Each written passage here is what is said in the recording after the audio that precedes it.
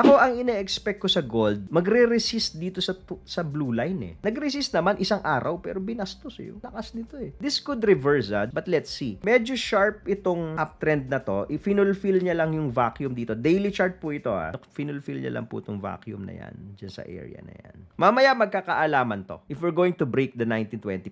Pag binrake natin yan, maganda-ganda laban. Mag-uptrend ulit to. So yung safe haven play will probably be continuing. And then eventually, magfo-flow to most likely magfo-flow to sa Bitcoin. Nauna lang tong gold. Di pa nagbe-break pala sa trend line.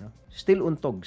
So there's a possibility if mamayang gabi or in the next few days, we fail to break this trend line, most likely, tutuloy natin tong trend na to na pababa pa rin. In the immediate short term. We saw support here. Ganda nito. Descending triangle kasi to Descending triangle yan. So, kung dyan tayo magdi-dribble, alam nyo pag ini-scalp nyo tong gold, katulad kanina, ito lang yung range ng gold. Yan lang yung kandila. Yan lang ang tinakbo kanina. This is 0.64%. Yung binaba lang nito is 0.64%. Pero, nakakadami ka. Basta marunong ka mag-scalp. Yan lang yung range. Kung titignan nyo. Dito nga lang ako nag-trade Majority nandyan. Dalawa nandito. Sumingit ako ng dalawa dito sa ilalim na to. But majority nandyan lang. Ayan sagot natin yung gold Ano mangyayari